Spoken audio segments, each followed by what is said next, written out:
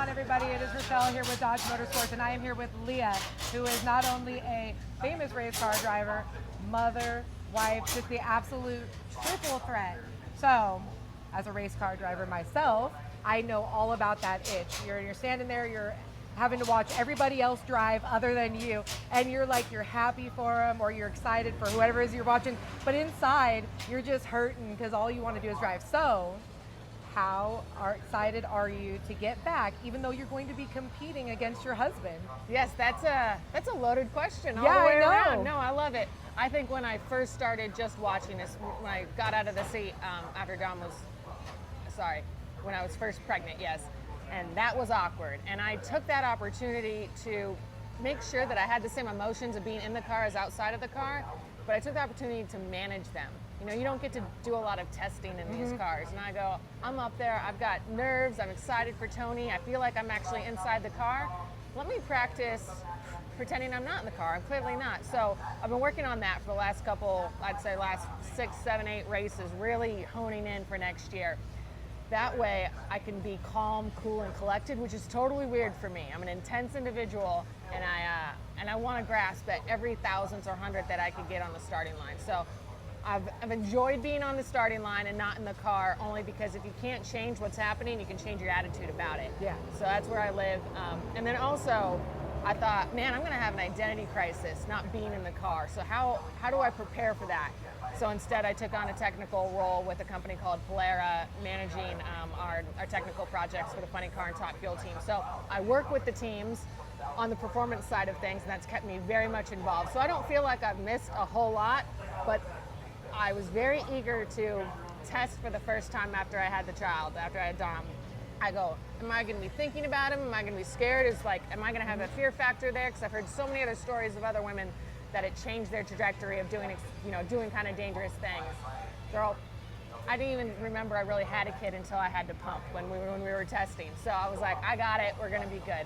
So the level of excitement that I have about next year racing, I think it's the highest that I've ever had about racing anything. Because how unique is that? You have a husband and a wife that we have an operating program right now. It's kind of on cruise control. It's well oiled.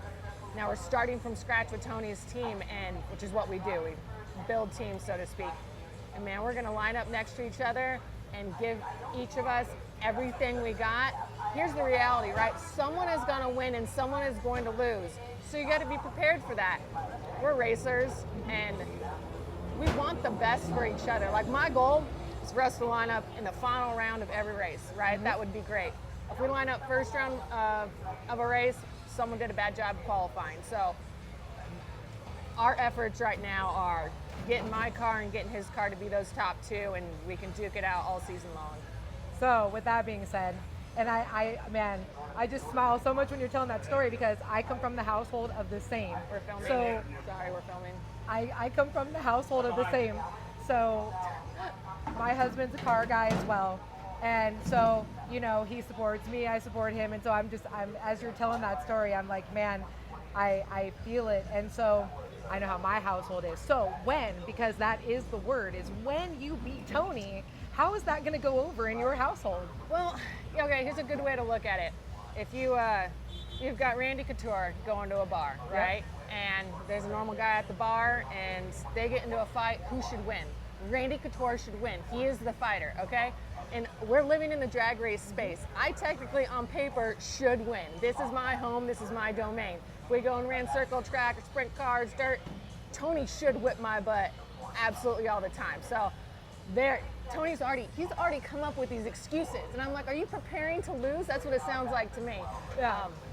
So it's going to happen. You know, the one thing that Tony has proven as a driver in the last 2 years, he is so consistent. He may not be the quickest or second quickest leader, but he's about 4th or 5th. But he's more consistent than anyone else. I do have better reaction times than him sometimes. I also sometimes have worse. So I'm looking to be more consistent, but also lowering that average. I work a lot harder at that discipline than he does, and so that's where I think I'm going to nudge him out. But will he take that okay? He's going to have to. I mean, we have all the same practice trees and the same time to do it. And no, he's not going to take it okay. You know, I think if he loses, on a hole shot, you know, he'll have some work to do. I lose on a hole shot by my husband, I'm gonna have work to do. But if it comes down to the performance of the car, you know, that's what happens in the background. This is after the race today, right? This is we're at the end of qualifying. Right. We're still working on what we're doing tomorrow. Right. So, yeah, I don't know. I guess I don't have a crystal ball, so we will all find out together.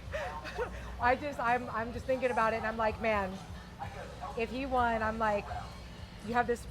I'm happy for him, right? Because it's your husband, and you're like, oh, I'm so happy for you. But in the back of your head, you're like, God bless America. These people. Yeah, it'd be tough. It'd be tough. And even when we're not racing each other, right? You know, we're going rounds throughout the day, or you might lose, I or him lose first round, and someone goes on to the final semis, whatever. You are happy for that other person. What? And when you win, you're happy for yourself, but you're also happy for your team. This is a business for us. Right. Our partners are with us, for marketing, visibility, and all of that, but also to be behind winners. Right. So winning is like paramount with what we do. So there's way more at stake than just, you know, bragging rights here or there. These guys make bonus. I mean, these are our paychecks, you know. We live and breathe by the performance of what we do. So, yeah, I think people can expect to see a lot of emotion next year, good and bad, and that's okay. Oh, that's fine. Because we care about this. I was gonna say that means you have passion. If you don't have emotion, you're not doing the right. You're not doing the right thing. So. And speaking of emotion and passion, so. You know, seeing you being a mother yesterday with Dominic and you both in your costumes, I was sitting there watching the two of you, and you are such an amazing mother, and to have him out here, and to just, a lot of people would find, you know, a nanny, somebody to watch him, to not be here, but you have him here, you do it with him, you're like, we're here on Halloween, so we're gonna make the best of it, and I love it. So I'm with Modified Chicks. So we're women who are exactly that. Modified are cars. Yes, cars. Yes, the got cars. you, yes. Let's clarify this. The Modified Chicks is for the cars. And so, you know, we want to know, how do you prioritize marriage, career, mother? Like, how do you find that balance? So I think it starts with expectation management. If you think that you can absolutely do it all, well, then you're going to put in all that effort and you hope that you do it all. Or you go, I'm really good at this. And I'm going to give 100% to that, and I'm going to tell my partner I'm focusing on this. Okay, for instance, I didn't know the breastfeeding journey would be as encumbersome as it is, right? The parts, the washing, sanitizing, breastfeeding. Dom's 11 months old. I still am doing all of that, and my husband knows his wife will be back, right? You know, you won't have to listen to a pump, you know, our entire marriage. But it's expectations of I'm being the best mom I can, and my husband wants his wife back, and you know, in our capacity, and I'll get there. But trying to do all of it, all of the time, you can do it for a little bit, but you'll burn yourself out. Absolutely. So prioritizing what you really want to accomplish. You can roll it out. This is all, we're just chatting. We're just chatting. We're just chatting. No, we're good. Thank you. This is real life behind the scenes. Yeah. But from an at-track standpoint, I was like, I'm not going to be able to do it all. So I'm going to have to do something that I felt very uncomfortable with, which was getting help, asking for help. My mother's legally blind. Tony's parents are much older. We don't have any family that even live in the state. I'm like, I don't have a village. We're fortunate enough to be able to hire a nanny, going racing so that we can continue to work. And I'm like, I struggled with that, you know. Independent woman, I could do. And you know what? I cannot do it all myself. And one thing I learned from Tony is you are as good as your people, and the sooner that you can understand, I might not be great at it all, but you are, and I have ideas, and we all do it together, that's when you make things happen. So I feel like I've been successful in motherhood because I've allowed help, and I've asked for help, and I wasn't stubborn, so to speak. So a takeaway from all that is, I don't know, I heard that like women lose their identity of who they are. And so because I heard about that, I wanted to make sure that I didn't. So expectations, who am I? Who do I want to be through motherhood? And I'm finding out that when people say that kids are the best thing in their life, I'm like, I just don't see it. How does that work? I feel it. I understand that there are moments of joy that you cannot describe, you work for joy, you go out and you surf, you do all these things to create joy in your life, but a child brings you joy in ways you never have experienced before. We went trick-or-treating here, right? Right. I was the person that was like, man, you know, we're racing, this is business out here, you know, man, I'm not sure I'd ever trick-or-treat with my kids if I'm racing. All of that 100% squash. You see the enjoyment on their face, they're doing something unique, they're creating memories, that creates joy for you, and that is how people change, I feel like, becoming parents. You thought that you understood a new life, and now you look at the world a different way. Oh, absolutely. And you kind of like really answer the next question, which was, what is advice, you know, would you give to the women who try to do it all? Because we do try to do it all. And to your point, so I'm obviously a mother as well. All right. And I, when you talk about, you know, the breastfeeding journey, my daughter, she was playing travel softball. That's what she wanted to do. And I'm sitting out at her games with mobile, you know, one's going, and I'm score keeping. And then and then I've got my youngest who, you know, was obviously just born. And I'm sitting out here trying to do it all. And like you said, finally you just have to kind of ask for help. Or go, okay, I might not be able to do this over here. My house might not get cleaned for a week, okay? But my baby is fed, and those parts are clean, and I have gone grocery shopping, and I got this done, and it's okay. Right. I can pivot, and I'll get to that. I had to train myself because I want everything clean all the time, and all my ducks lined up in a row. That's what brings me joy. Right. I go, Leah, you need to rewire your brain and go. You change your checklist to what is most important, and then it's okay. You'll get to those other things. Right. You learn to be okay with being late. You learn to be okay with missing things, even though it's hard. I feel like it is. I feel like we're the same in that aspect. I went from I'm never late to now I'm always late. I don't know what to tell you. I'm always late. And you're like, you ask them a million times to put their shoes on, and they don't, and you're like, I don't know. And I'm gonna go through that phase, I'm sure, at some point. What are tantrums? How do you deal with them? I guess it makes other problems in life seem smaller. Right. You know, I don't have it all figured out of how to do it all. That's why I took this second year off. Very easy. First year, you're pregnant, can't drive a race car. So making the decision to not drive in 2025 was my own because I prioritized, did I think I could drive this race car to a championship and be the driver that those guys deserve and be the mom of a child that I know nothing about parenting? Do I think that I could do them both 100%? Did a reality check for myself, and I said, I don't think I can. So I chose one, be a mom, work on partnerships with the team, and get that dialed in. And now I'm very comfortable with my decisions next year getting in the car. That's what, you know, the conversation of do what you can, be pivot, and that's the mindset that I had. It sounds like that kind of helped you work through that mom guilt, right? So we all go through that where you said we don't want to lose our identity. We want to keep doing what we're doing, but then you kind of fall back, and it sounds like that helped you, and how you did it overcome that kind of mom guilt phase. The planning portion of it. Planning what my career is going to be like. How am I going to fulfill myself, add value to the team, that I have payments with my accounts, that I'm still working. I planned it out so that I just wasn't feeling like a failure all the time. I'm going to win at this and win at this. This is on hold. I'm going to get back to it. The plan is I will get to it in the proper time so that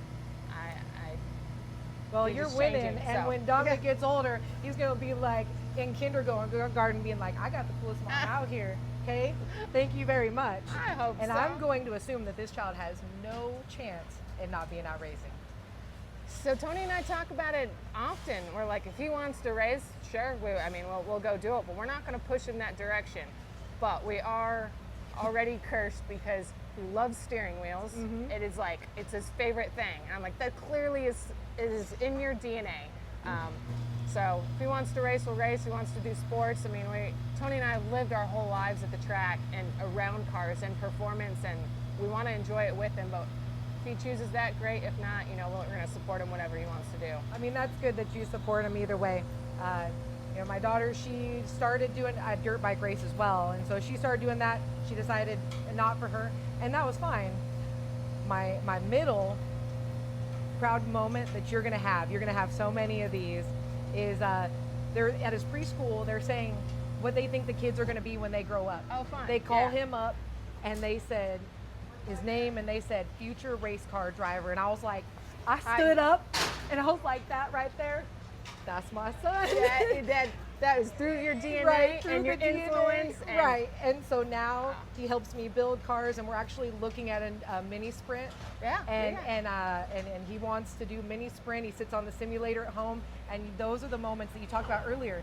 You say, like, a parenthood, it can't be that much, but when you see your child do these things, as like minimal as sometimes they are. Right. All right, so here we are. We are out in the garage pondering life's decisions, and something that we talked a lot about in the last 15 minutes, which is you can't do it all yourself. You have to learn to ask for help.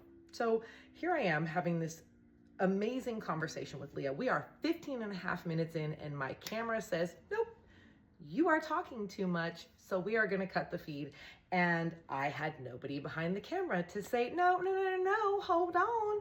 They are not done talking. They are just, I mean, right in the middle of racing stories, life stories, wife stories, mother stories, you name it. They're having such an awesome conversation that they are losing track of time, and it's running them right into the TSR booth wedding that is about to happen, which, take a tea. I was invited to stay for that, and it was so special. And the TSR family is just something like I have never seen.